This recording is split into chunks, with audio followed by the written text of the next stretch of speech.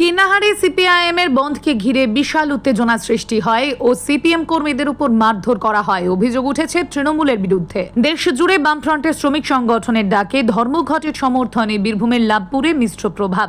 Labhpur bus stand প্রায় জনমানুষ শূন্য, বেশিরভাগ বাস চলাচল বন্ধ।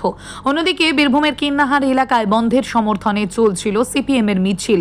ঠিক সেই সময় সিপিএম সমর্থকদের উপর অতর্কিত হামলা চালায় তৃণমূল কর্মীরা।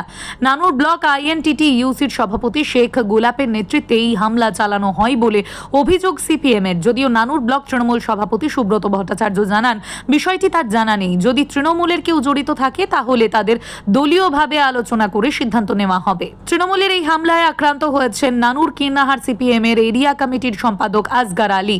পুরো ঘটনার তদন্ত ইতিমধ্যেই শুরু করেছে কিন্নাহার থানার পুলিশ। কিন্নাহার থেকে কার্তিক ভান্ডারের রিপোর্ট, বীরভূম টাইমস।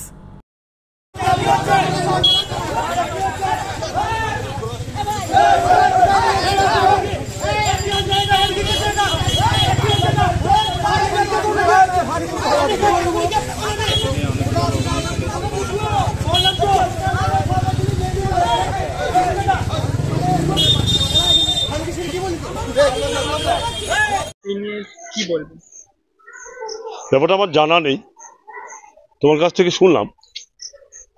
যদি গোলাপ সাহেব একজন দায়িত্বশীল ব্যক্তি, সে যদি এরকম কোনো কাজ করে থাকে, ঠিক করবে না।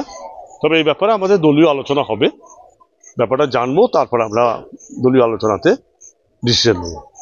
সেখানে একজন সিপিআইএম নেতৃত্ব, তাকে ব্যাপক মারধর করা হয়েছে এবং তিনি আহত হয়ে আছে এবং সমস্ত অভিযোগ তৃণমূলের দিকে উঠছে।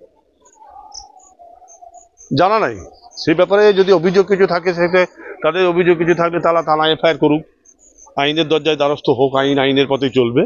তবে আমরা যদি আমাদের লোকজন হয়ে থাকে, তাদের উপরে যদি কোনো কিছু করে, সেটা আমরা দলীয় লেভেলে আলোচনা করে সিদ্ধান্ত নেব।